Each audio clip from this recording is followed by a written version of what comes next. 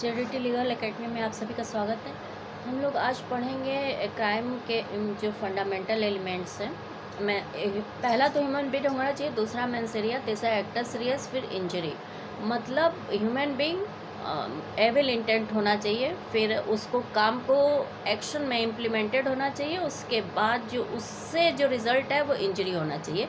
Crime को साबित करने और क्राइम के इतने फंडामेंटल एलिमेंट्स होते हैं। उसके बाद जब हम पूरा मेंसेरिया एविल इंटेंट का पूरा सारा फंडामेंटल प्रोसीजर्स करेंगे, तो प्रिपरेशन वगैरह वगैरह उसके बुक्स जब आप लेंगे आईपीसी का, तो उसमें अभी बीएनएस देंगे जब, तो उसमें ये देखेंगे कि कितना संशोधित होता है। लेकिन क्राइम का जो मेन फैक्टर है वो यही रहेगा। क्राइम डिफाइन कैसे किया जाता है कि कोई भी लॉ बन जाए, पूरे विश्व में कोई भी लॉ बन जाए कुछ ऑप्शंस को लेकर, तो वो चीज़ बताएंगे, कॉन्सेप्ट क्लियर आपका हो जाए। उसके बाद आप पढ़िए और कुछ चीज़ें ऐसे हैं जो डिफ्रेंशिएट भी कीजिए, वो ज़्यादा बेटर होगा। और ये कॉन्सेप्ट क्लियर रहेगा तो चाहे मेंस के पेपर्स हों जुडिशरी के, या फिर आपके होम एग्ज़ामिनेशंस जो टेक्स्ट बुक्स के होते हैं यूनिवर्सिटी के, एलएलबी वगैरह के, उसके लिए भी ये अच्छा है। जो एलएलएम के लिए कर रहे हैं उनके लिए भी ये कॉन्सेप्ट क्लियर रहेगा, तो वो एक बड़ा अच्छा अपना व्यू रख सकेंगे। ठीक, तो सबसे पहले जो सेकंड इम्पॉर्टेंट इसेंशियल क्राइम का एलिमेंट होता है वो होता है मेंसेरिया। और मेंसेरिया लैटिन वर्ड है, इसका मीन्स होता है एविल इंटेंट, बुरी नीयत। There can be no crime of any nature without an evil mind. बिना एविल माइंड के कहीं क्राइम नहीं किया जा सकता, कोई भी क्राइम, कुछ एक्सेप्शंस को छोड़ के। कभी कभी आपका एविल माइंड ना हो, क्राइम हो जाता है, तो भी कई जगह उसको अपराध माना गया है, जैसे 154, 155 का हम बाद में बताएंगे। उसमें आईपीसी में डिफाइंड किया गया है। Every crime requires a mental element is required. Mental element necessary होता ही होता है। कभी भी किसी के बारे में बुरा सोचेगा इंसान, उसके बाद ही क्राइम करेगा। एक्सीडेंटली हो गया तो वो सब जनरल एक्सेप्शंस में वगैरह में दिखाते हैं। The word denoting mens rea in IPC में जो वर्ड्स डिस्क्राइब किए गए हैं मेंटल एविल इंटेंट के लिए, वो इंटेंशनली, वॉल्यूंटरली, डिसऑनेस्टली, फ्रॉडुलेंटली, वायलेंटली, मैलेंटली, करप्टली और नेग्लिजेंटली एटसेट्रा। और इनको आप डिफ्रेंशिएट करके बुक्स में इनका डेफिनेशन होगा, आप देख लीजिएगा। उसके बाद चैप्टर 4 जो है हम लोग का, जो जो ये वर्ड्स मेंसेरिया का डिनोट करता है वॉलंटरी, इंटेंशनली, ये पॉजिटिव सेंस में आता है। अगर ये रहेंगे तब मेंसेरिया डिफाइन हो जाएगा, बिना सोचे समझे ये पॉजिटिव फोर्स देता है। लेकिन वही चैप्टर 4 है वो निगेटिवेट करता है मेंसेरिया, जैसे कि मतलब नकारात्मकता की तरफ ले जाता है, कि मेंसेरिया साबित नहीं होने देता कि मेंटल, और इसमें ही लोगों को अक्सर देखिए अपराध से मुक्त कर दिया जाता है। और वो वही बहुत इम्पॉर्टेंट सेक्शंस होते हैं और लॉयर्स के लिए बहुत ज़्यादा मायने रखते हैं। सेक्शन 76 से 106 जो हम लोग का आईपीसी था, इसमें इनोसेंट लोग खास तौर पे बच जाते थे दुष्ट ऐसे लोगों से जो उन पे गलत ब्लेम किए रहते थे। चैप्टर 4 है 76 से 106 तक आईपीसी में, जिसमें दिया गया है जनरल एक्सेप्शंस। जनरल एक्सेप्शंस आप लोग देखिएगा, उसको प्राइवेट डिफेंस भी कहते हैं क्राइम के अगेंस्ट। तो उस ये जो लाइबिलिटी फॉर द क्राइम है वो क्या करता है, निगेटिवेट करता है। एक पॉइंट ये हो गया। 2 हो गया इंटेंशनली, वॉलंटरली, ये पॉजिटिव रहे तो क्राइम फिक्स्ड है, और जब यही जनरल एक्सेप्शंस आ जाएं तो ये निगेटिव हो जाता है। वही नेक्स्ट कुछ पॉइंट्स हैं, जैसे no person is criminally liable for the act of another. दूसरे के क्राइम के लिए कोई व्यक्ति लायबल नहीं हो सकता, अनलेस, यदि ही वॉज ऑथराइज्ड और असेंटेड टू इट, जब तक वो उस क्राइम को ऑथराइज न किया हो या फिर उसमें सहमति न दिया हो। The exception in common law to this rule are libel, public nuisance and contempt of court. ठीक, ये सारी चीज़ें आप लोग हिंदी या इंग्लिश वर्जन जो भी हैं, डायग्लॉट हमेशा बेयर एक्ट हमेशा डायग्लॉट लेना चाहिए। ये हिंदी वालों के लिए भी सही रहता है, इंग्लिश वालों के लिए भी।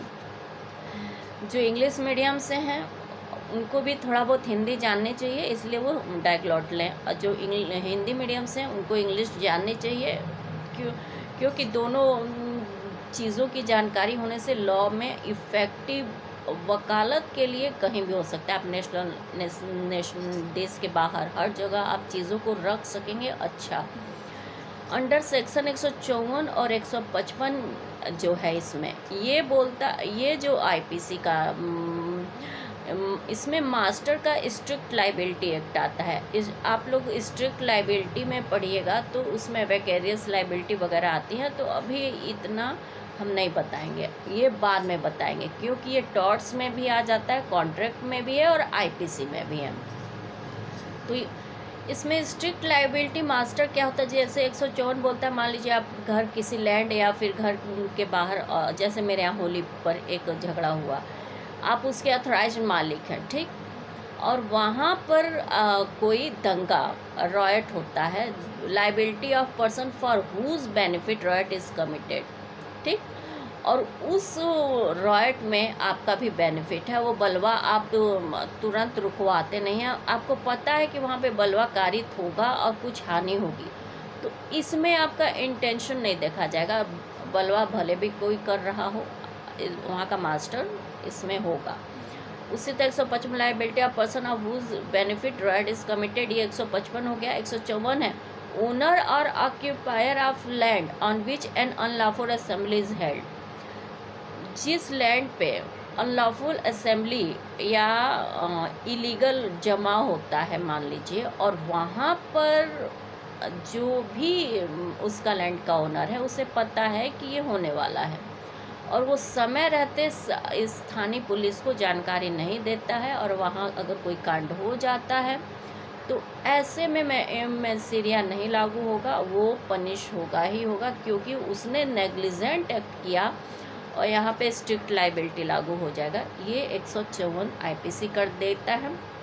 इसको डायग्लॉट अगर आप लोग आईपीसी का पढ़ेंगे तो भी आपका क्लियर हो जाएगा, और 155 बता ही दिए, यदि इसका बेनिफिट हो ओनर का और राइट का कमिट होता है वहाँ पर तो वो पनिश्ड होगा। उसके बाद कुछ केसेस हैं, जैसे मैंसेरिया के स्टैट्यूटरी क्राइम्स हैं। आर बनाम प्रिंस हैं।